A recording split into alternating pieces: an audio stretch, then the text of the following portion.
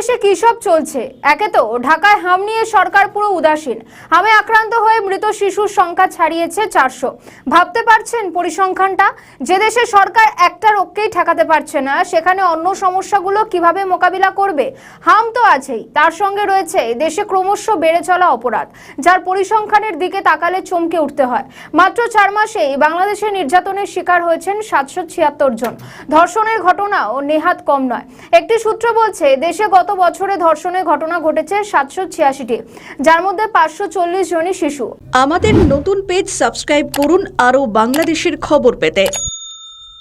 অর্থাৎ দেশের শতকরা 70% ধর্ষণ হয়েছে শিশুদের উপর।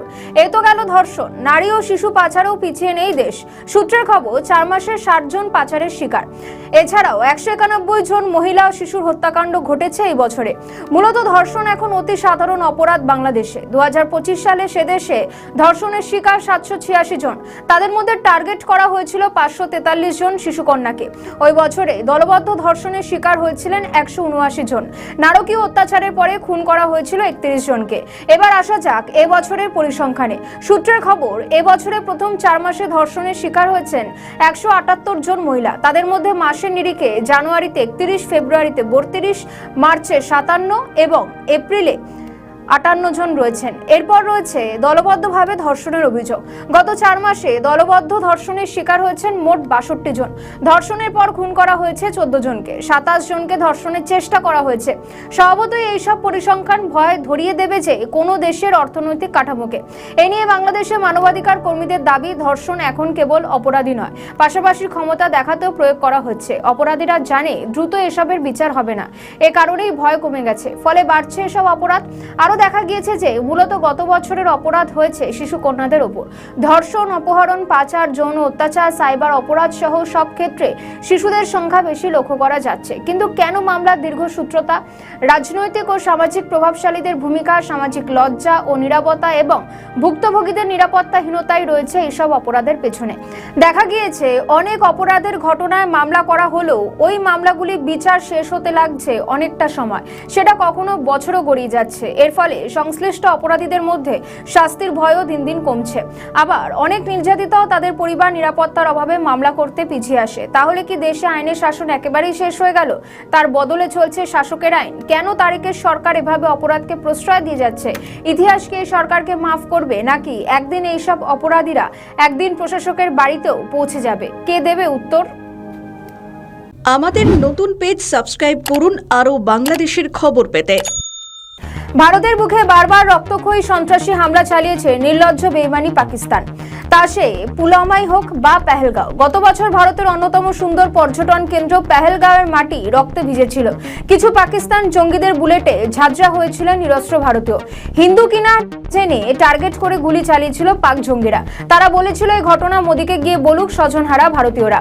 এখনো সমস্ত ভারতবাসীর কাছে পেহেলগাঁওয়ের ক্ষত দগদগে ঘায়ের মতো। 2025-এ পেহেলগাঁও হামলার পরে দেউলিয়া, ভিকারি, নেমোখারাম পাকিস্তানকে উচিত জবাব দিয়েছিল ভারত। পাকিস্তানে ঢুকে ধ্বংস করে দেওয়া হয়েছিল পাক জিহাদিদের ঘাঁটি। মুরিদকের মতো পাকিস্তানের এয়ারবেস সহ সন্ত্রাসীদের ডেরায় ঢুকে হামলা চালিয়েছিল ভারতের মিসাইল বোমা। ড্রোন মিসাইল হামলায় গুড়িয়ে দেওয়া হয়েছিল পাকিস্তানের জিহাদিদের ঘাঁটি। অপারেশন সিঁদুরের সেই সার্জিক্যাল স্ট্রাইক কি একটু হলো যন্ত্রণা ভুলিয়েছিল স্বজনহারা ভারতীয়দের? সম্প্রতি ফের কি সেই আক্রমণ হবে পাকিস্তানের মাটিতে, যার নাম হবে অপারেশন সিঁদুর 2? সেবার পাকিস্তানের নূর খান এয়ারবেসের কাছে আঘাত করেছিল ভারত, গুড়িয়ে গিয়েছিল পরপর জঙ্গি ঘাঁটি। কিন্তু এসবের মধ্যেও ভারত পাক যুদ্ধবিরতির প্রশংসা কুড়িয়েছিলেন ট্রাম্প। ট্রাম্পের দাবি ছিল, আমার পরামর্শে 2 পরমাণু শক্তিধর দেশ যুদ্ধবিরতিতে সায় দিয়েছে। কিন্তু এখনো কেন ঘুরে আসছে সেই প্রসঙ্গ? সম্প্রতি ওয়াশিংটন জানিয়েছে আপাতত 2 দেশ যুদ্ধের পথে না হাঁটলেও জঙ্গিদের প্রশ্রয় দিলে ফের পাকিস্তানে ঢুকে গিয়ে পাল্টা জবাব দেবে ভারতের মিসাইল, ড্রোন, বোমা। এখানে বলা দরকার আরও একভাবে পাকিস্তানকে চরম জব্দ করেছিল ভারত, সেটা ছিল কূটনৈতিক চাল। পেহেলগাঁও হত্যাকাণ্ডের পরে পাকিস্তানের সিন্ধু নদীর জল বন্ধ করে দেয় ভারত সরকার, ফলে জল না পেয়ে শুকোতে বসেছিল গোটা দেশটাই। প্রধানমন্ত্রী নরেন্দ্র মোদীর হুঁশিয়ারি দিয়েছিলেন, রক্ত আর জল তো একসঙ্গে বইতে পারে না। ভারতের এই মোক্ষম চালের ফলে সিন্ধু নদীর জল না পেয়ে চরম বিপাকে পড়ে ভিখারি পাকিস্তান। পাল্টা তারাও বলেছিল, জল বন্ধ করলে তার জবাব দেওয়া হবে বুলেটে। এমনিতেই ভারতকে মাঝে মধ্যেই নানাভাবে জব্দ করার ফন্দি আটতে থাকে পাকিস্তান। সাম্প্রতিক উদাহরণ সীমান্তের হাওয়াকে গরম করে তোলা, আর এই কাজে পাকিস্তানের মিত্র বাংলাদেশ। জামাতকে কাজে লাগিয়ে সীমান্তে জঙ্গি কাজকর্মকে চালাচ্ছে পাকিস্তান, আর তাদের প্রশ্রয়ে বাংলাদেশের কিছু ধর্মগুরু বলে যাচ্ছেন, আমরা নাকি চোখের পলকে ভারত দখল করে নেব। সূত্রের খবর, আপাতত ভারত পাক যুদ্ধের দিকে যেতে চায় না। কূটনীতিবিদদের একাংশের মতে যে কোনো সময় ফের হামলা চালাতে পারে পাকিস্তান। তখন কিভাবে সেই হামলা প্রতিহত করবে ভারত? যদিও পাকিস্তানের থেকে অনেকাংশে এগিয়ে রয়েছে ভারত, তাই সামরিক দিক থেকে চাইলেও পাকিস্তান ভারতের বড়সড় ক্ষতি করতে পারবে না। এর আগে ভারত সহ বিশ্ব উড়ির মতো সার্জিক্যাল স্ট্রাইক দেখেছে, সন্ত্রাসবাদীদের ডেরায় ঢুকে তাদের মেরে এসেছে ভারত। এমনিতেই ভারতের কাশ্মীর উপত্যকার নানা অংশে মাঝে মাঝে হামলা চালায় পাক জঙ্গিরা, চলে দুপক্ষের গোলাগুলি। আবার কখনো রাজৌরি, পুঞ্চের মতো সেক্টরে জঙ্গিদের আস্তানায় ঢুকে তাদের নিকেশ করেছে যৌথ বাহিনী। বাংলায় এবার বিধানসভা ভোটে বিজেপি জয় পেয়েছে, এ নিয়ে যথেষ্ট চাপে পাকিস্তান। সীমান্ত এলাকা ভারত পুরোপুরি সিল করে দিলে কিভাবে ছড়ানো যাবে সন্ত্রাসবাদ? তখন তো জামাত সংগঠন নিয়ে সমস্ত পরিকল্পনা ভেস্তে যাবে পাকিস্তানের। সব মিলিয়ে ভারত কি ফের পাকিস্তানে ঢুকে হামলা চালাবে? এর উত্তর অবশ্য দেবে সময়।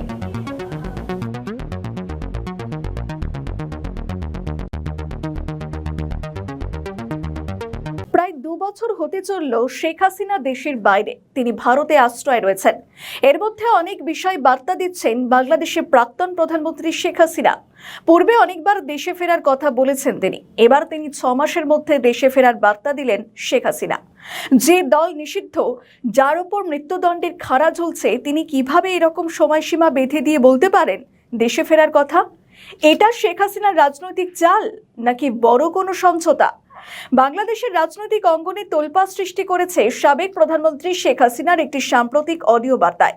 2024-এর 5ই আগস্ট থেকে দিল্লিতে অবস্থান করা এই নেত্রী প্রথমবারের মতো সুনির্দিষ্ট সময়সীমা দিয়ে জানিয়েছেন, আগামী 6 মাসের মধ্যেই তিনি বাংলাদেশে ফিরবেন। আমাদের নতুন পেজ সাবস্ক্রাইব করুন আরও বাংলাদেশের খবর পেতে। কিন্তু প্রশ্ন হলো, যার বিরুদ্ধে মৃত্যুদণ্ড সহ 663টি মামলা রয়েছে এবং যার দল বর্তমানে নিষিদ্ধ, তিনি কিভাবে এত আত্মবিশ্বাসের সঙ্গে ফেরার কথা ঘোষণা করলেন? কেউ কেউ বলছেন এর পিছনে অনেকগুলো কারণ রয়েছে। প্রথম কারণ, পশ্চিমবঙ্গে ক্ষমতার পরিবর্তন। তৃণমূল কংগ্রেসের জমানা শেষ, মমতা বন্দ্যোপাধ্যায় এখন প্রাক্তন মুখ্যমন্ত্রী, শুভেন্দু অধিকারী পশ্চিমবঙ্গের নয়া মুখ্যমন্ত্রী। বঙ্গ বিজেপি জয়ী হওয়ার পর আওয়ামী লীগের তরফে শেখ হাসিনা শুভেচ্ছা বার্তা পাঠিয়েছেন শুভেন্দু অধিকারীকে। রাজনৈতিক বিশেষজ্ঞরা বলছেন, এখানেই রয়েছে আসল রহস্য। বিজেপির জয় শেখ হাসিনার ফেরার পথকে প্রভাবিত করতে পারে বলেও অনেকে মনে করছেন। আরেকটি কারণ, শুভেন্দু অধিকারী এবং শেখ হাসিনার সমীকরণ। শেখ হাসিনার সঙ্গে বিজেপি নেতাদের আদর্শিক এবং কৌশলগত সম্পর্কে মিল দেখা গিয়েছে। অনেকে বলছে এর নেপথ্যে এটাও একটা বড় কারণ। আরেকটি গুরুত্বপূর্ণ বিষয় হলো ভূ রাজনৈতিক সমঝোতা। ভারত ও আমেরিকার মধ্যে কি কোনো গোপন সমঝোতা হয়েছে, যা বাংলাদেশের অভ্যন্তরীণ রাজনীতিকে বদলে দিতে পারে? বাংলাদেশকে নিয়ে আমেরিকার সঙ্গে ভারতের গোপন সিদ্ধান্ত বা সমঝোতা অত্যন্ত তাৎপর্যপূর্ণ। এছাড়াও রয়েছে মাঠের তৎপরতা। সেটা কিরকম? রাজনৈতিক বিশেষজ্ঞরা বলছেন যে 17ই মে স্বদেশ প্রত্যাবর্তন দিবস ঘিরে আওয়ামী লীগের সেল বেসড সাংগঠনিক প্রস্তুতি এবং ঝটিকা মিছিলের পরিকল্পনা। হঠাৎ করে এরকম একটি মিছিলের পরিকল্পনা কেন করতে গেল আওয়ামী লীগ? তাদের ফিরে আসার পূর্ব লক্ষণ কি এই মিছিল? এমন একটি তত্ত্ব খাড়া করছেন রাজনৈতিক বিশেষজ্ঞরা। এছাড়াও বিএনপি সরকারের চ্যালেঞ্জ, দ্রব্যমূল্যের ঊর্ধ্বগতি এবং অর্থনৈতিক সংকটের সুযোগ নিতে কি ওত পেতে বসে রয়েছে আওয়ামী লীগ? যেভাবে বিএনপি ক্ষমতায় আসার পর সংকটের মধ্যে পড়েছে দেশ, তাতে বিএনপি দেশের পরিস্থিতি সামাল দিতে হিমশিম খাচ্ছে। এটারই সুযোগ নিতে বড় আন্দোলন তৈরি করবে আওয়ামী লীগ বা শেখ হাসিনা, মনে করছেন কূটনৈতিক বিশেষজ্ঞরা। এটার মাধ্যমেও শেখ হাসিনা মাত দিতে পারেন। যদিও নির্দিষ্ট করে শেখ হাসিনা দেশে ফেরার কথা বলছেন, তাতে অনেকেই বলছেন এটা কেবল কর্মীদের মনোবল ধরে রাখার কৌশল হতে পারে। তবে এমন আত্মবিশ্বাস এর আগে কখনো দেখা যায়নি। কাজেই পর্দার আড়ালে দাবার উল্টো চালও হতে পারে। আমাদের ভিডিও ভালো লাগলে লাইক ও শেয়ার করুন, কমেন্ট সেকশনে আপনাদের মতামত জানান। আরও ভিডিও পেতে আমাদের চ্যানেলটিকে সাবস্ক্রাইব করুন এবং প্রতি মুহূর্তে খবরের আপডেট পেতে প্রেস করুন বেল আইকন।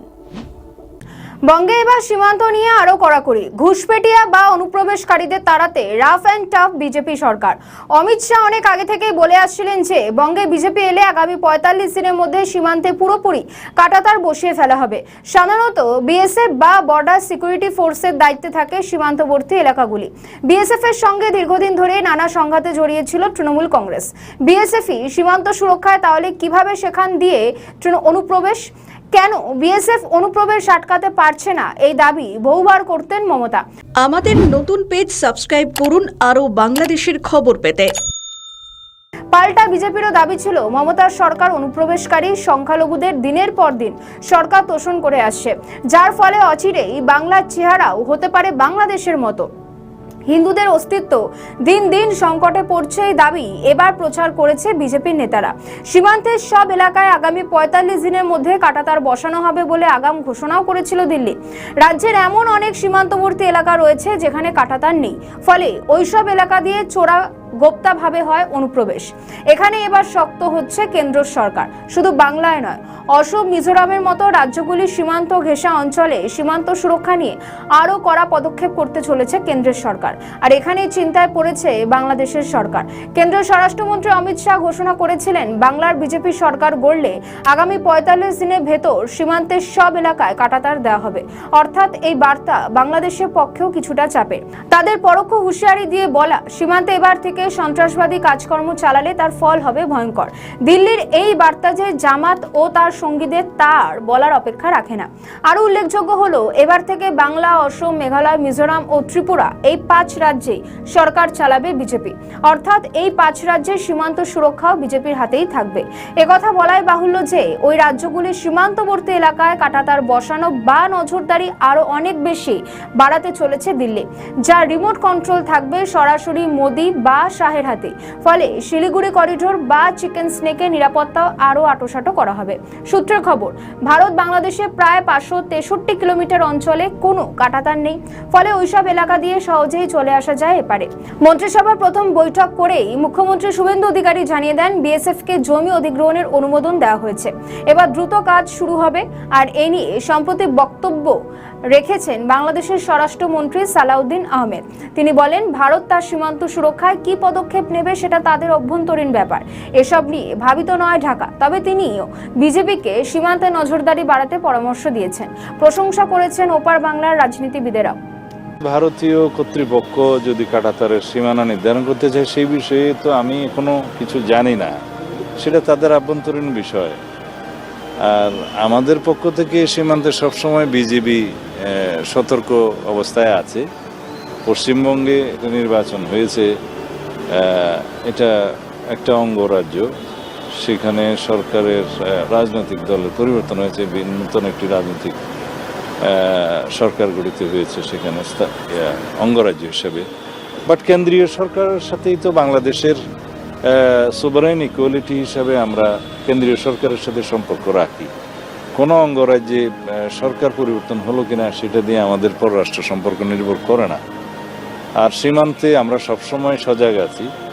সীমান্তে অনুপ্রবেশ বা অন্যান্য যে কোনো রকমের আইন শৃঙ্খলা পরিস্থিতি যাতে মোকাবিলা করা যায় সে বিষয়ে আমরা আমাদের অবস্থান সবসময় পরিষ্কার এবং আমরা সতর্ক আছি। কিন্তু আরেক কথা বলছেন প্রধানমন্ত্রীর উপদেষ্টা হুমায়ুন কবির। তার দাবি, কাঁটাতার বসিয়ে বাংলাদেশের মানুষকে ভয় দেখানো যাবে না। তার মানে কি তিনি নাম না করে বলতে চেয়েছেন যদি কোনো অশান্তি হয় তাহলে বাংলাদেশ যুদ্ধ বাঁধাতে ভয় পাবে না? সব মিলিয়ে ভারতের বিরুদ্ধে যুদ্ধের জিগির তুলছে বাংলাদেশ, আর তাদের মদত দিচ্ছে জামাত, এনসিপির মতো দলগুলি। ৮০-র দশকে এই উদ্যোগ প্রথমে নেওয়া হয়েছিল তৎকালীন প্রধানমন্ত্রী ইন্দিরা গান্ধীর জামানায়। তারপরে বহু আলোচনা হলেও আজ পর্যন্ত অরক্ষিত এলাকা কাঁটাতার বসানো হয়নি। ফলে সব মিলিয়ে কি ৪৫ দিনের মধ্যে বাংলাদেশ সীমান্তে কাঁটাতার বসাতে পারবে ভারত? সেটাই এখন দেখার। আমাদের নতুন পেজ সাবস্ক্রাইব করুন আরও বাংলাদেশের খবর পেতে। শেখ হাসিনার দল আওয়ামী লীগের কার্যক্রম স্থগিত করেছিল অন্তর্বর্তীকালীন সরকার। ছাত্রলীগকে পুরোপুরি নিষিদ্ধ করেছিল মোহাম্মদ ইউনূসের সরকার।